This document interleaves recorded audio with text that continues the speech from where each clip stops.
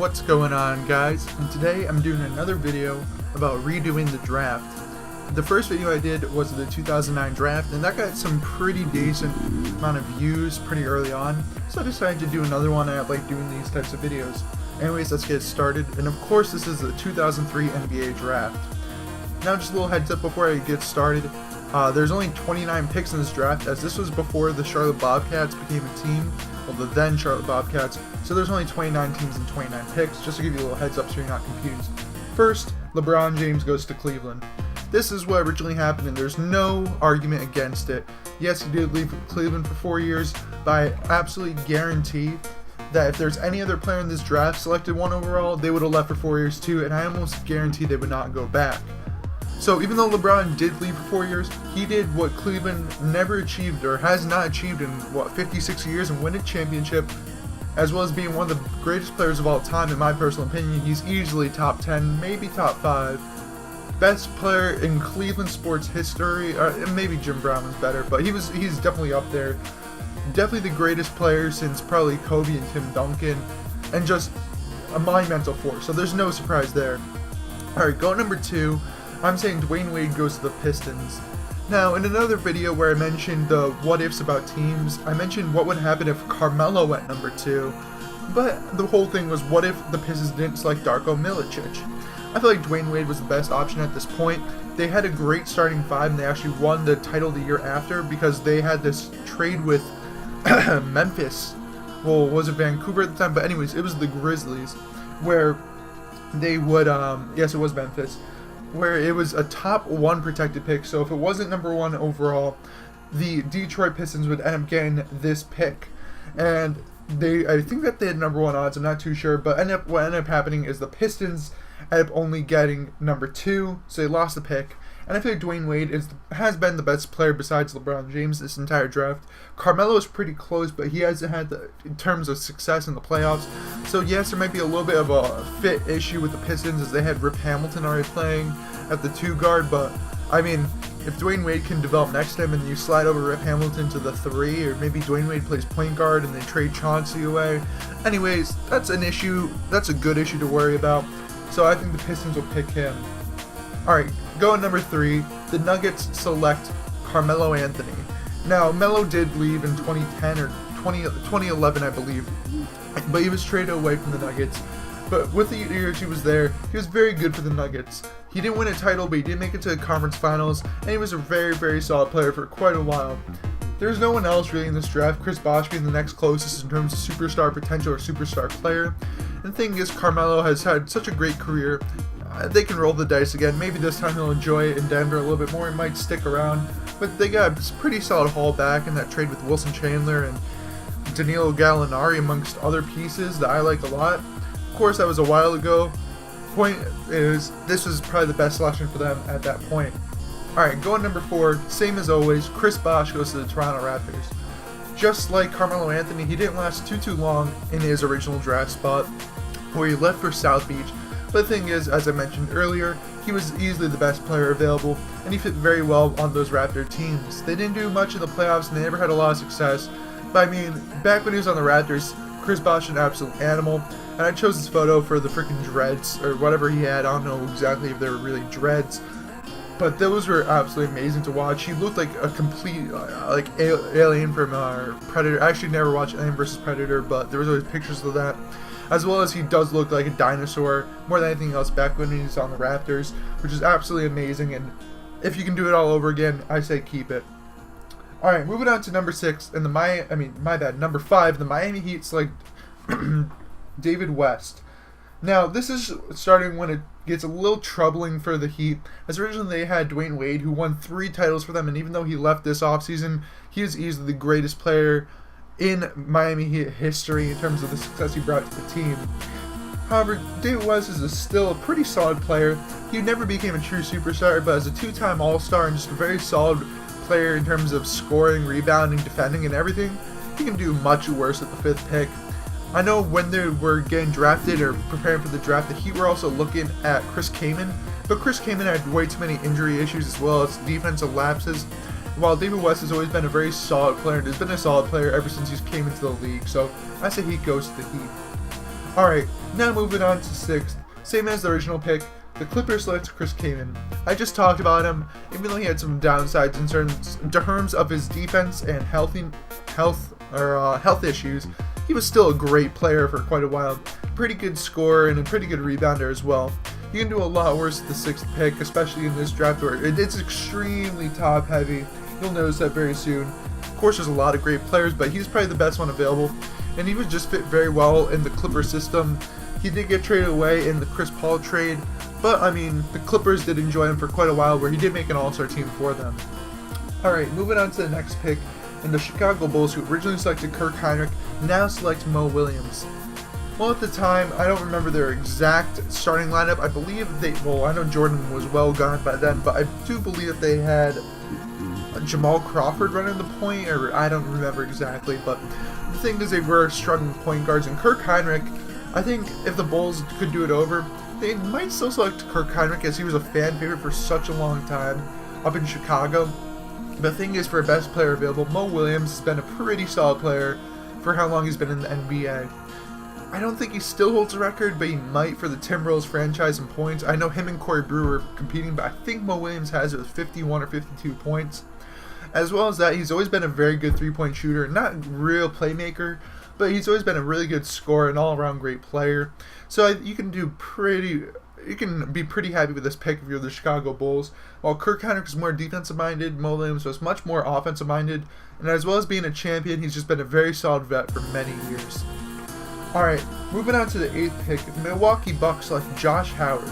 Now, many of you haven't heard of Josh Howard in quite a while, as I believe he's been out of the league for 5 years, but he was an electric scorer back in the day for the Dallas Mavericks. Back at this time, the Milwaukee Bucks had they selected TJ Ford, who was a pretty solid player, but had tons of back injuries and neck injuries, and he had to retire early. Josh Howard was an all-star for the Mavericks, as well as being a pretty good scorer, averaging over 20 points per game for quite a while down there in Dallas.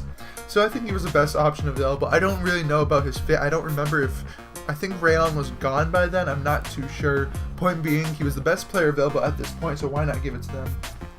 Alright, moving up next, and the New York Knicks end up selecting Boris Diaw. Originally, with this pick was Michael Sweeney, and if you don't know too much about him, he was a friggin' massive guy. If you look him up now, he's extremely obese, which is kind of sad. He's 6'8", and I would imagine he's probably 350 now. And so I figured why not get them another big guy, but this one is a lot more talented to stay in the league for a lot longer. Coming out into the draft, Boris Diaw was actually pretty skinny. He played point guard and shooting guard coming into the league. He bulked up quite a bit up until when he was in Charlotte, weighing probably over 300, but now he's down to probably 270, I'd estimate. And the Knicks could use him quite a bit as a really good playmaker and all-around player in terms of being able to shoot from three and just be a really solid player for quite a while in the league. I think the Knicks, this is their best option. There weren't too many great players available afterwards, and I think he'd fit well into the Knicks system at the time. So, why not get them a pretty solid player? They want those chubby guys, so let's get him a Boris Diaw.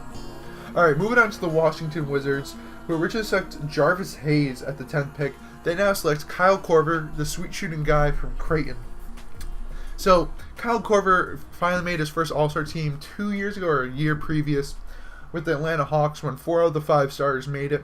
And even though it wasn't really, I felt like a deserving All-Star in terms of his talent, he was such an elite three-point shooter and such a great player for such a while, you can't really dismiss as him being a scrub. He's been a very solid player in terms of being able to shoot the three, and not a really lockdown defender, but he can always stay in front of his man and just be not a negative on that side, but even if he is a negative, his offense greatly outweighs it. So, in my opinion, I feel like he was the best player available. And even though they did have 2 great swingmen at the times, in Jerry Stackhouse and Michael Jordan, Jordan was approaching his 40s, if not in his 40s, and Stackhouse, he could play 2 or 3, and Korver can develop off the bench and be right next to him. Alright, moving on to the 11th pick, and the Golden State Warriors end up selecting Kirk Hinrich. So he slid down a little bit, but at the time the Golden State Warriors really needed some point guards, and Kirk Hinrich was probably the best one available in terms of staying healthy and being good all around. Being one of the better defenders that we've seen at the point guard position for quite a while, Kirk would fit really well into the Warriors back in the day. I know I want to use the older logo, the really sick logo, where it's actually the Blue Warrior. I forgot his actual name. But you know what I'm talking about. I love that logo. But I'm talking too much about the logo. But that was the best player available. And I don't remember their depth chart, but they definitely need a point guard at the time. And Kirk was easily the best one available. Alright, going to the 12th pick, and the Seattle Supersonics end up selecting Jose Calderon. Now, this is the first player selected that was undrafted, and Calderon has been a very solid player for quite a while in the league. He's been a terrible defensive player ever since he came into the league, but he's always been a great playmaker. I believe he has the Raptors record for most assists in a career for them. And he's always just been a very good three-point and free throw shooter, as he does have the record for highest free throw percentage in a season at 98.1%. He didn't shoot a lot, but he, regardless, is a great free throw shooter. He's starting to trail off recently, as he's really not effective, as he has almost zero athleticism at this point. But he's been a solid player for quite a while, or he was, so you might as well select him. At this original pick, they had Nick Collison, who's been with the team ever since. He was drafted there, which is really special. He's been there for 13 years. But anyways, about that, my bad. I think that he was the best player available, and I don't remember their starting point guard, but they were really weak at point guard, so why not develop and improve there? Alright, for the 13th pick, the Memphis Grizzlies select Leandro Barbosa. Known as the Brazilian Blur, Barbosa was really solid in Phoenix for quite a while, winning 6th Man of the Year. At the time, the Grizzlies could have used anyone. They were a pretty solid team where they had Pau Gasol, as well as some other young players, and I believe Sharif Abdul-Rahim played for them. I don't remember too much more, but they were still a pretty solid team. I think he'd be the best player available, as well as a really good player and teammate to have. I don't remember his exact points average, but I believe he averaged about 19 points per game for a little bit in Phoenix. And being just a really speedy 2-guard and maybe even a point guard, regardless of combo guard, he can do much worse at this position. And Memphis really could have used him at the time. That's just a guy to help them develop, especially when they lost the number 2 pick. Alright, for the 14th pick, the Seattle Supersonics end up selecting Nick Collison. Now, I mentioned he was selected 12th originally, and he slid down 2 spots, but the point being, the Sonics ended up picking a great guy to have for your team. Never a superstar, and I don't think he ever averaged over 10 points per game, and if he did, it wasn't much more than that. But he's always been a solid player, a good rebounder, defender, and a team guy that anyone would love to have at the 14th pick.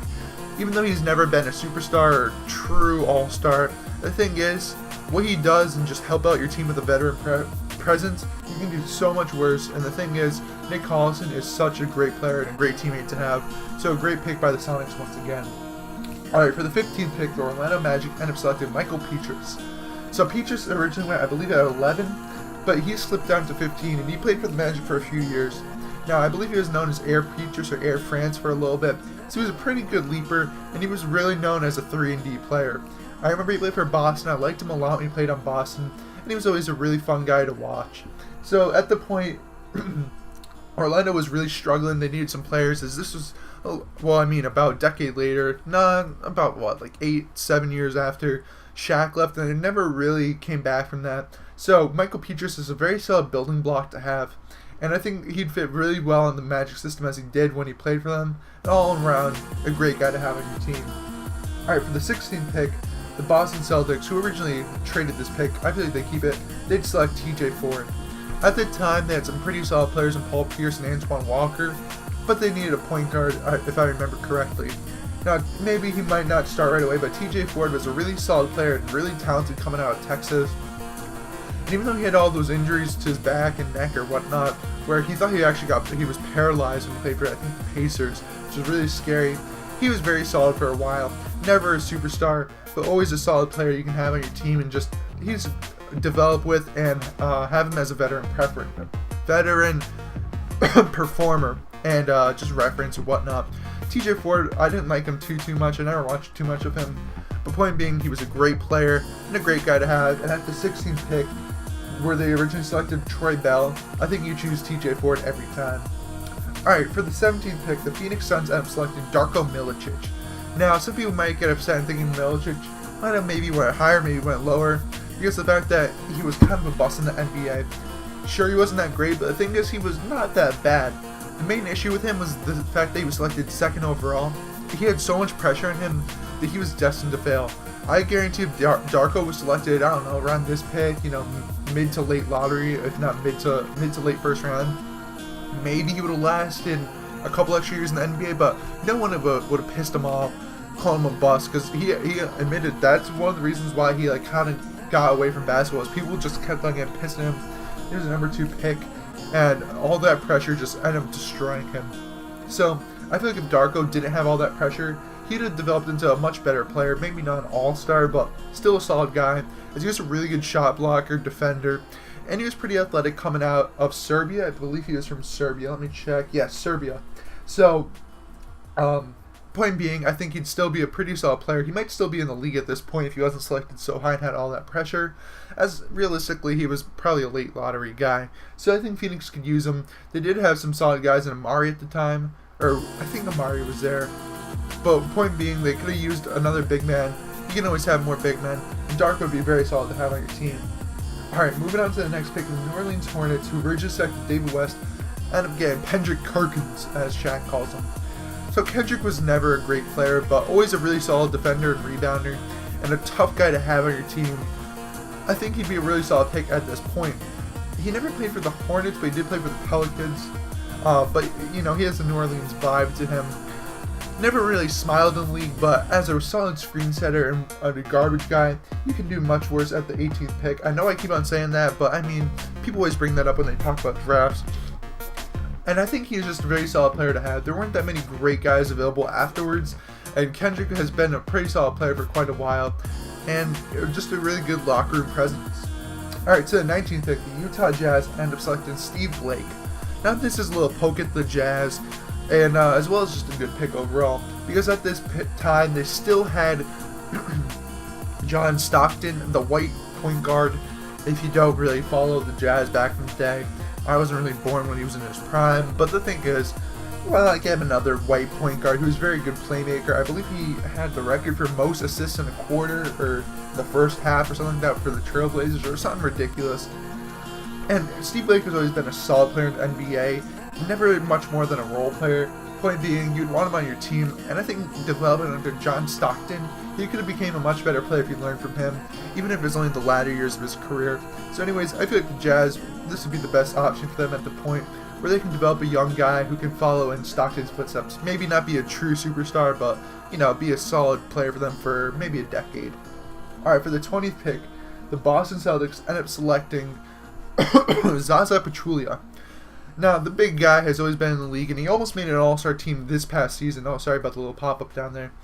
He almost made the all-star team this past season due to the fan vote, which I'm not going to say is bad or good. It just almost happened, which is pretty funny. Anyways, about him, he has been pretty solid. As a pretty good rebounder, nothing much else besides that, but a lot of teams like him, and he was coveted by many teams as he went to the Warriors this offseason. So I feel like he was a good option, and the Celtics, as I mentioned earlier, everyone can always use a big man, and he has been a pretty good big man for quite a while. Alright, for the 21st pick, the Atlanta Hawks end up selecting Carlos Delfino. Now, Delfino hasn't been in the league for quite a while either, but he was a pretty solid player, and I liked him quite a bit when he was in the league. I believe he had a lot of concussion problems, which led him to leave the NBA towards like the 2010-2011 season. However, he was a really good player to have as a 3-and-D guy. I liked him a lot when he played for the Argentinian team. I really don't care about the Argentinian team, but I always liked that he was a really good competitor and a really good guy overall. At that pick, at the 21st pick, I mean, the Hawks originally selected Boris Diaw, which is a great pick, but I think that a lot of teams could do a lot worse, especially the Hawks in terms of selecting him at that point. And so I think him going there, that was the best option for them. Alright, for the 22nd pick, New Jersey Nets end up selecting Marquis Daniels. I believe he is undrafted as well, and he was a really nice guy to watch in the NBA. He was kind of unusual though, as he was a really, really good defender, nothing much besides that, but watching his dreads flop around as well as just locking down players, it's really fun to watch, and I liked him quite a bit when he played for the Celtics. At the time, the Nets did make the finals this past year, 2003, and they did have Vince Carter, no, they did not have Vince Carter, my bad. They did have Richard Jefferson at the time, and I don't remember the two guard, it might have been Kerry Kittles. He definitely would not have started, but coming off the bench as an energy and D guy, he'd be probably the best option at that point for them, and I think he'd fit really well with the team. Alright, moving on to the 23rd pick, the Portland Trailblazers select Kobe Bryant. Not just kidding, they select Travis Outlaw. So I couldn't really find a great photo of Travis Outlaw with the Trailblazers, but here it is. He was originally selected at this pick, and he played pretty well for them for quite a while. Never a superstar, but always a pretty solid player. I believe he is actually retired now. Or no, he is still kicking around as a free agent. He had some pretty solid years for the Trailblazers, where he did average about 13 points per game for a couple seasons, and being a pretty good three-point shooter and all-around good guy you want to have, athletic, defense, all you want. Especially at the 23rd pick when you can do much worse. So I think that him reuniting in Portland would be a nice little pick. Alright, for the 24th pick, the Los Angeles Lakers select Kobe Bryant. Nah, I'm still messing with you. They select Luke Walton. Luke Walton was originally a second-round pick, but I think at this point, due to what he brought to the league, almost no skill, but a lot of good mentorship and just a solid player, you can really risk it and just have him back on the team because maybe a guy or a team would select him. And I feel like the Lakers, he just fit perfectly with them as he's going to coach them this year. So why not get Luke Walton back? Originally they selected Brian Cook, who was a solid player for about 8-9 years in the league, but Luke Walton sticked around for a little bit longer, has a couple of rings, and just about a real nice mood and championship appearance to the Lakers for quite a while. Alright, for the 25th pick, the Detroit Pistons select Keith Bogans. Now, Bogans was never a great player, as I've been saying that for almost everyone for the past 10 picks, but he was pretty solid. I remember for the 2011 Bulls, he started every game for them as a really good defensive player as well as a three-point shooter. He was pretty solid then. He was always a solid player. He hasn't been really relevant in quite a while, but the Pistons at that time, being known as a defensive-minded and grinded out kind of team, he'd fit pretty well in that system, especially when they picked Dwayne Wade earlier. Have those two guys, and you can do a lot worse in this draft. Alright, moving on to the 26th pick, and I say that's the Minnesota Timberwolves select A.J. Price. Now, A.J. Price was never a true superstar in the league. Oh my god, I can't believe I keep on saying this. It just keeps on coming off my top of my head. But he was still a really good guy to have. Of course, actually, that's not A.J. Price. What the hell am I thinking? That's Dante Jones. I don't know why I messed up A.J. Price and Dante Jones, but regardless, that is Dante Jones. And he did win a championship this year for the Cleveland Cavaliers. He only really scored 5 points and then just sat the rest of the time. So anyways, Dante Jones is a pretty solid player for a while. Really good dunker, really athletic, and really good defensive player. This draft had a lot of great defensive players. So I feel like the Timberwolves could use him. This is when the Timberwolves were in their absolute prime with Garnett, and I believe Sam Cassell was there. So why not get them a pretty solid defensive player to come off the bench and just, throw some minutes out there and grind it out. So I think he was probably the best option at this point. Alright, moving on to the next pick. The Memphis Grizzlies end up selecting Willie Green. Now, Willie Green was selected much further on, but I feel like he'd be a good option at a spot because at the time, he was, well, maybe not at the time, but for quite a while, he's been a pretty solid three-point shooter in the league, and not much more than that, but you can do much worse at that point. Now, you see, the Grizzlies, at least current day, they've been struggling a lot with three-point shooting, so why not kind of retroactively, or proactive, get them a three-point shooter that can stick around for quite a while. He was kind of like Wayne Ellington as just a three-point shooter, not much besides that, but you can do much worse at that point, and I do like him quite a bit in terms of fitting in the Grizzlies system. Alright, with the 28th pick, the San Antonio Spurs select Jason Kapono. This is partially due to the international flair, as I believe he's Hawaiian, Italian, and Portuguese. I'm not too sure about all of the things, but I believe he was born in Hawaii, or he's from Hawaii. Some alteration of that. But Jason Kapono was a really solid player for the Heat for a couple of years. Never a good player, really, but a good guy to have at the end of your bench as a three-point shooter. He won the three-point shootout one year, I think in like 2006 or 7. And he was really nice to have just at the end of your team. Now, this is when the Spurs are still in their prime, all their players. So, I mean, there weren't that many great players available. And I feel like at this point, Jason Kapono was a solid pick for them and a good pick overall. Alright, for the 29th pick, the Dallas Mavericks end up selecting Matt Bonner. Now, Bonner, I mainly selected him just so he can stay in the entire state of Texas longer. Yes, he did play for Toronto for a few years, but he fits really well in Texas. As just, he looks like the average American, except he's 6'10 and makes $1 million playing basketball, but just look at that face, just traditional white guy, pretty much another Dirk as a three-point shooting specialist.